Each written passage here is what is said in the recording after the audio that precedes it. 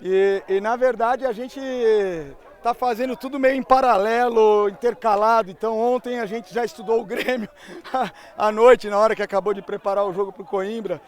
Então tem que virar a chave, curtir um pouquinho que é merecido. E amanhã a gente já vai para o campo para ter 2 treinos para preparar essa grande final da Copa do Brasil. Ele falando sobre as cobranças de pênalti, o Juan deu uma batida perfeita. Ele é um especialista e ele tem variação de batida, né? E ele tem muita confiança em assumir o risco. É um jogador que tem muita personalidade. A pergunta que eu sempre faço para o jogador, quando ele quer bater assim, é se ele está preparado para o caso de perder o pênalti desse jeito. Porque acaba chamando uma responsabilidade muito grande. Mas, enfim, ele tem muita confiança e qualidade em batida de pênalti, então ele se garantiu. Ele falando sobre os jogadores que chamam a atenção, se vão subir ou não para o profissional, falando sobre essa situação envolvendo o torcedor. Não, assim, o jogador de base, muitas vezes ele não tem uma evolução linear, né?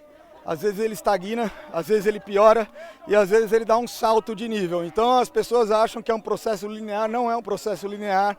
E essas competições que estão acontecendo no segundo semestre, a integração que está sendo muito bem feita com a equipe profissional, com a comissão, tem ajudado muito. A gente tem visto aí uma evolução sensível aí dos jogadores e aí as decisões elas são sempre muito bem ponderadas e a gente vai fazer o que for melhor para os jogadores de acordo com o momento de cada um. Não é fácil, né? A sequência é intensa, comemora um título agora, mas daqui a pouco tem o Grêmio.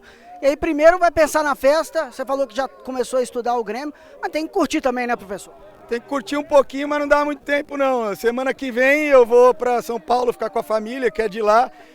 Fui 4 vezes só esse ano para passar um dia, então eu vou curtir mesmo quando eu ficar 20 dias em casa junto com a família, né? Então é um momento ainda de muita concentração, que a gente precisa dar esse sprint final.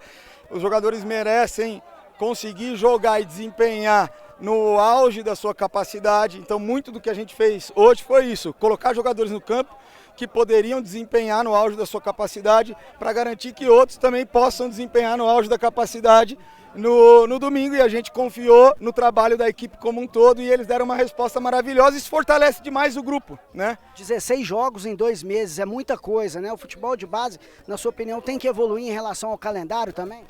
Precisa ter uma racionalização do calendário, porque entre jogos você se joga fora, tem a logística de viagem, tem o período de recuperação, que para ela ser completa, inclusive mental, entre os jogos, o ideal é 4 dias entre os jogos.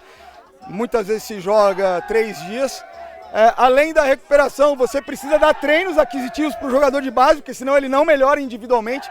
Senão você só organiza confronto, vira um treinador de profissional, o jogador vira um jogador profissional, só que ele ainda tem elementos técnicos gerais, técnicos específicos que ele precisa desenvolver. Então se você não garante um período de recuperação, um período de aquisição e um período pré-jogo de contexto estratégico, você não tem uma preparação ideal para cada jogo. Então a gente jogou as 2 semifinais do Mineiro, as 2 quartas de finais e as 2 finais tendo só um dia de treino para cada jogo. Então foi um desafio muito grande, os jogadores estão de parabéns, faz parte do que pode ser a vida deles, porque muitas vezes as equipes jogam dessa forma, mas nesse período ainda de desenvolvimento, por mais que seja especialização final deles, ainda faz falta, porque a gente vê que chega num momento importante para o jogador e às vezes ele não está conseguindo desempenhar o melhor dele, acaba sendo injusto com o próprio trabalho do jogador.